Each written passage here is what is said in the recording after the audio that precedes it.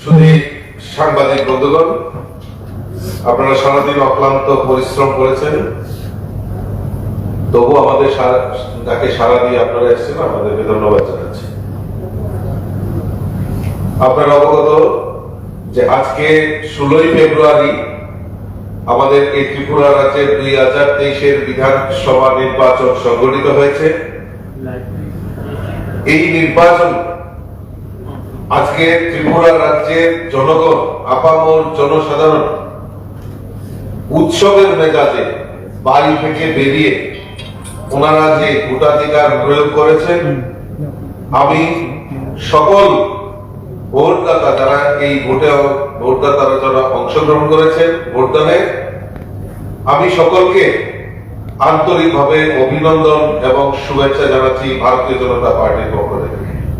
পাশাপাশি আজকে আমাদের নির্বাচন কমিশন এখন পর্যন্ত যেইভাবে নির্ভীকতার সঙ্গে, দক্ষতার সঙ্গে সুষ্ঠু অবাধ নির্বাচন পরিচালনা করেছেন এবং তাদের যে সক্রিয় ভূমিকা, আমি নির্বাচন কমিশনকেও ধন্যবাদ জানাচ্ছি।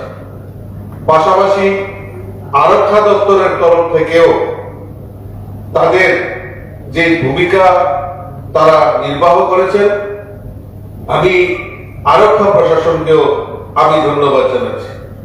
আমি ধন্যবাদ জানাচ্ছি আমাদের মিডিয়া বন্ধু, সাংবাদিক বন্ধু যারা রয়েছেন, তারাও সারা দিন অক্লান্ত পরিশ্রম করে রাজ্যের সমস্ত আনাচে কানাচে তাদের বিভিন্ন সোর্স থেকে যেভাবে মানুষের কাছে সত্যতা এবং নিষ্ঠার সঙ্গে মানুষের কাছে যে বার্তা পৌঁছে দিয়েছেন, আমি আমার মিডিয়া বন্ধু, সাংবাদিক বন্ধু সকলকেও আমি ধন্যবাদ জানাচ্ছি।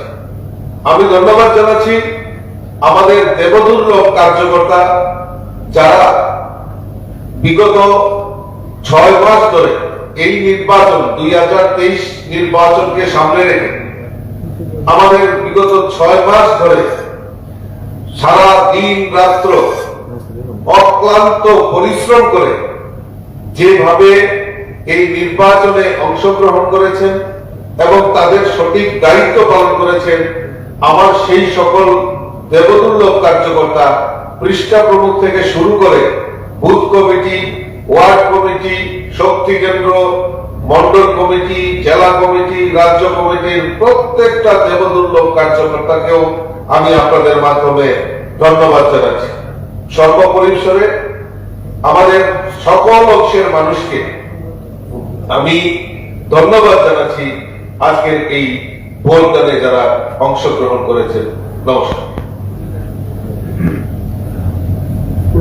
বিগত দিনে বিরোধীদের একটা অভিযোগ ছিল ভোট দিতে পারে, সেই বিষয়ে আজকে নিশ্চয় বিগত দিনে এই রাজ্যের বুকে আমরা দেখেছি এই নির্বাচনকে প্রহসনে পরিণত করত। আজকে ত্রিপুরা রাজ্যের ইতিহাসে একটা ঐতিহাসিক, এই ত্রিপুরা রাজ্যের ইতিহাসে, কারণ এই রাজ্যে বিগত দিনের নির্বাচনগুলি যদি আমরা পরিলক্ষিত করি তাহলে এই রাজ্যের ভোট সন্ত্রাস, সাইন্টিফিক রেগিং নাম দিয়ে রেগিং, কিন্তু এই প্রথম ত্রিপুরার ইতিহাসে কোন রেগিং বা কোন ঘটনা ছাড়া আজকে ত্রিপুরা রাজ্যের বিধানসভা নির্বাচন সংগঠিত হয়েছে।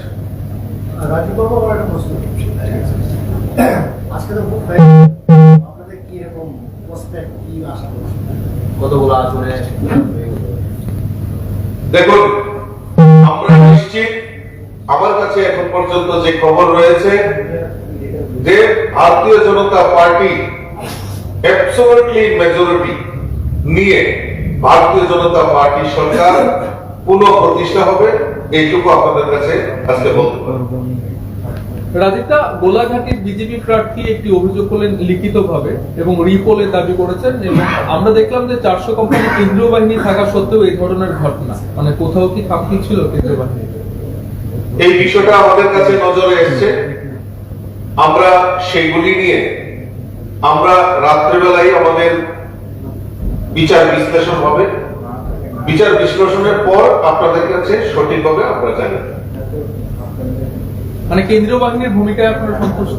একদম, আমি তো বললামই, আরক্ষা প্রশাসন থেকে শুরু করে আমাদের নির্বাচন কমিশন যারা রয়েছে তাদের সমস্ত তাদের যে ভূমিকা ছিল সেটাতে আমরা আমাদের সহমত রয়েছে, আমরা তাদেরকে ধন্যবাদ জানাচ্ছি। ধন্যবাদ।